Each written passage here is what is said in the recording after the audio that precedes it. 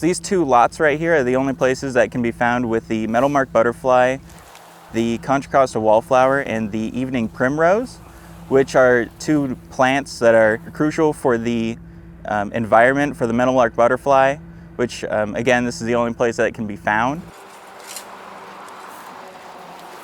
We are pulling tumbleweeds. They're an invasive species that are kind of cutting off native plants that are really good for the metalmark butterflies. Plants that are small enough for us to handpick, we'll go ahead and handpick those. And some are a little larger and we have to get in with a pitchfork and pry them up. So the ones that we want to pull really are just these bushy ones, the ones that they grow in excess so much. So you have to kind of pull up the tumbleweed a bit, get the pitchfork underneath and just kind of pop it up. From there, we lift it up off the ground and throw it in the back of our stateside. They'll grow like crazy. They become like fuel for the fires, and that can spread very quickly, especially because it's very airy, bushy, and the wind can just pick up underneath it.